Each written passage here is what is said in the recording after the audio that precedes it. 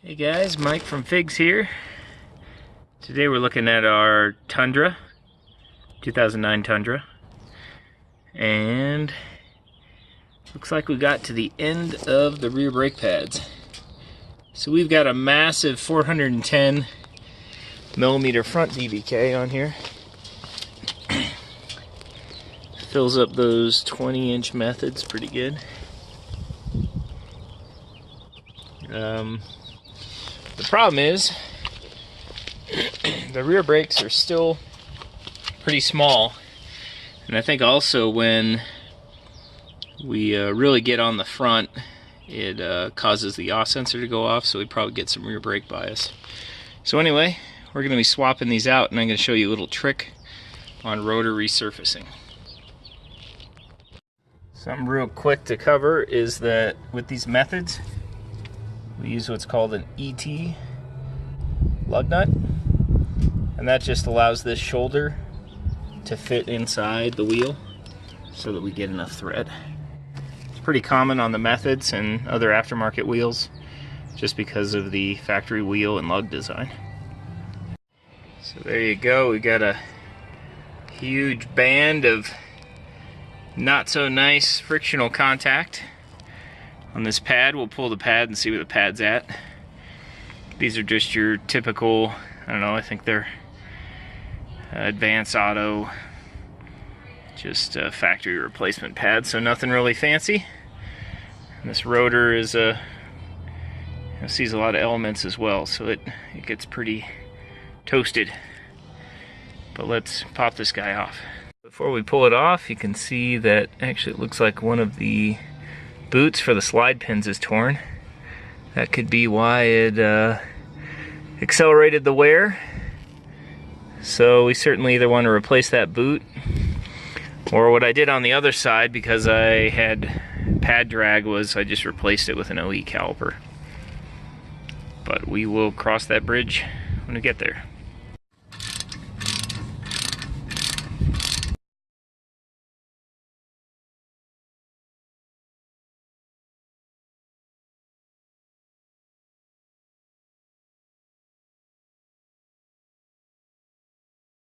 There's the difference between the two. See, this thing is supposed to be greased. It's supposed to allow that floating caliper to slide in and out. And so that pad, or both pads, have probably been dragging just due to that.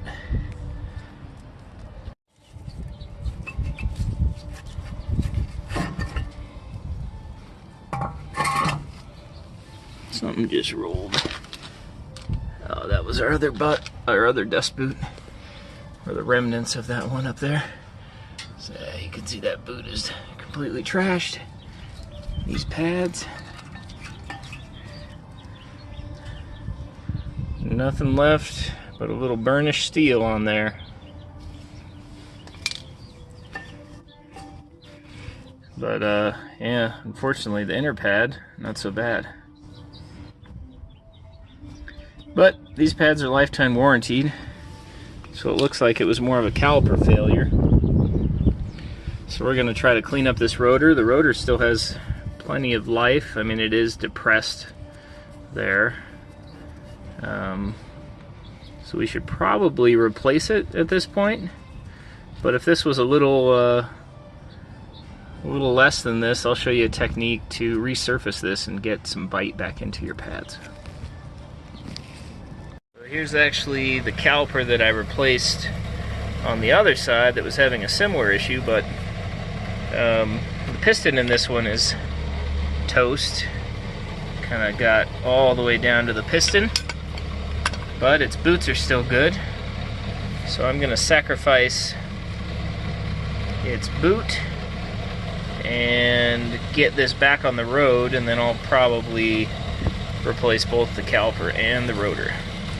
But first, what we're going to do is we're going to clean out that bore because it was exposed to the elements. And it's a little bit tricky with this shock in here. But we're just going to get a little bit of that loose stuff, and then we'll blast it out with some air.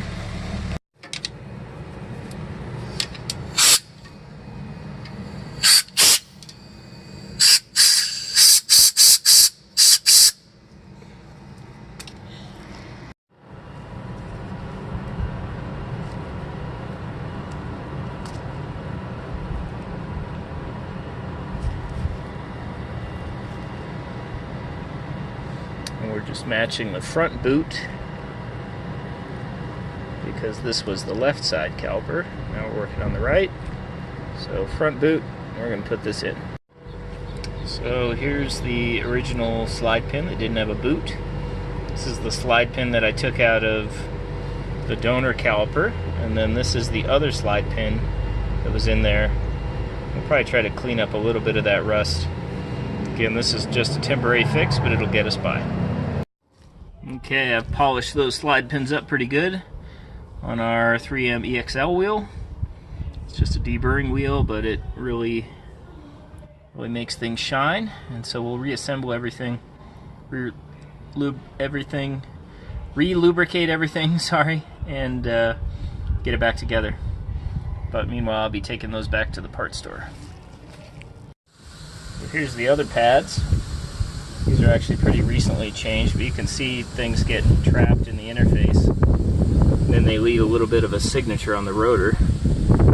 So we'll be resurfacing these just to kind of show the process as well.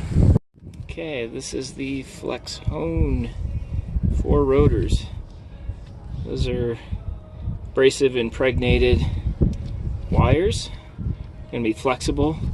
They're going to re-burnish this surface so that we can rebed the brakes and potentially get more life out of them.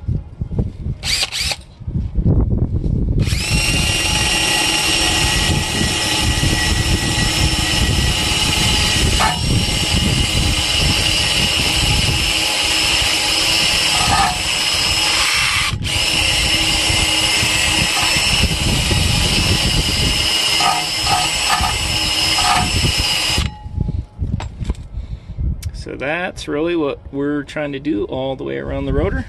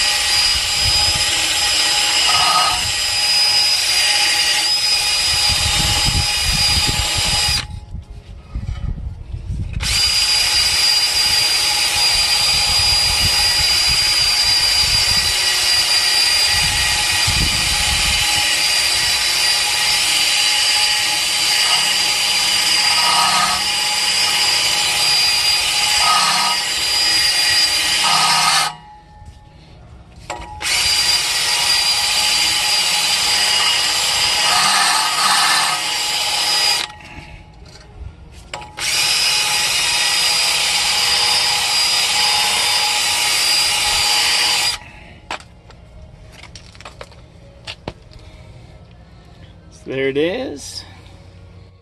That surface has been slightly textured. Again, it's just to burnish it a little bit so that the pad can rebed into the interface.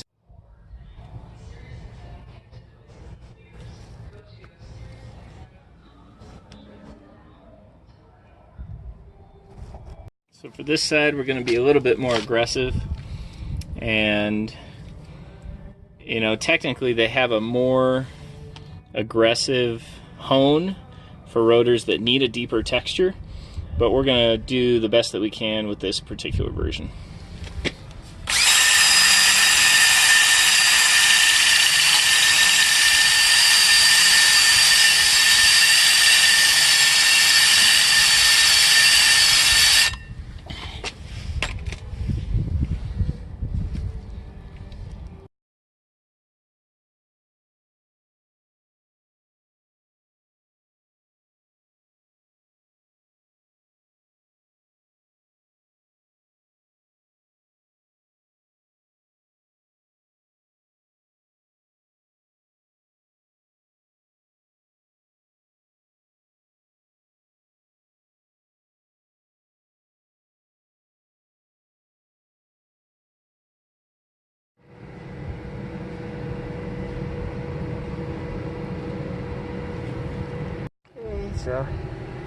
So our new pads.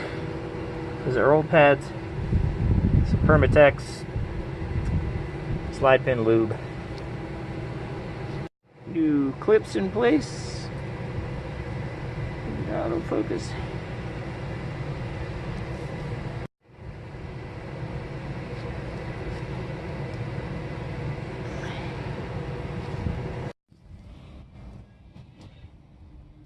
There it is, compressed.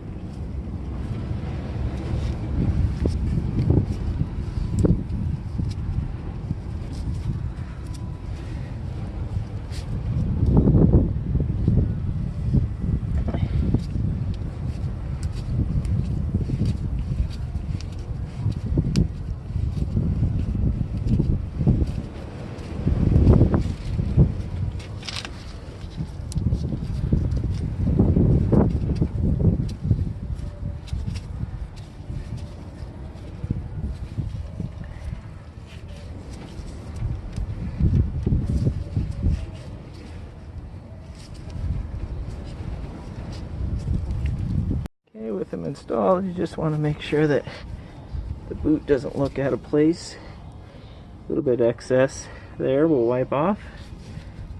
And we should be good to go. So bedding in brakes. This is probably the biggest challenge that we face when we're selling pads and trying to get them to not squeal.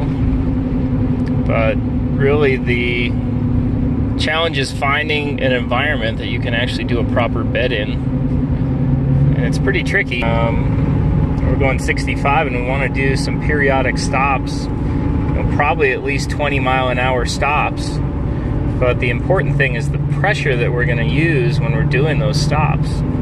So I'm going to accelerate up to 75 and then aggressively stand on the brakes, and then I'm going to speed back up. That was probably only 15 miles an hour. And now I'm going uphill. I'm going to do the same thing. And really, you should feel the brakes get stiffer and stiffer each time you do it. That's really just the pad starting to bite in and transfer material to the rotor. It's going to give you your braking force as opposed to the pad just kind of skipping over the surface of the metal and the metal closing up or burnishing, and that's really what's making a lot of the squeal. But we're going to do some big stops. Again, I mean, this is our 410 millimeter front brake kit, so a lot of the bias is up front, but this truck is heavy up front. And I can start to feel, you know, just the initial pressure, the initial bite's getting a lot greater each time I do this. And then, you know, when they're fully bedded in, you should just really feel like your brakes are working with every push. Now, another challenge is the bleed job. You know, sometimes if you don't have a good brake system in terms of it being bled, it actually won't allow you to bed the brakes that well. So that's another prerequisite here. But just something I thought I would bring up because it's pretty common that people have difficulty bedding in new pads into a rotor surface. But I'll show you what that rear rotor looks like now, after we scuffed it, of course. And ideally we just want to coast and let our rotors cool down, let the pads cool down. I've got to do some street driving here, so it just happens to be, maybe not an ideal situation, but you can always rebed brakes. It's not something that has to be done right off the bat, but it is going to guarantee that the pads and the rotors all wear to the best condition possible. So this is after bed in. You can actually see some discoloration, or at least a dark imprint. That's where the pads transferred, and that's actually a good thing. And you probably actually want to be smelling brake material. You can see where our rotor resurfacing. These pads tend to have a lot more contact on the outer edge, even though that whole surface is a wiping surface. So anyway, this is what it looks like after they're bed. You can see that dark discoloration. That's the transfer of the pad into the rotor material. Here's the other side that had a lot more scraping, metal to metal. And it's actually wearing more closer to the rotor hat. It's actually a good thing. We're hoping that we're going to wear down that surface and then kind of blend into the area that was metal on metal. Okay, so this is about a week and a half later.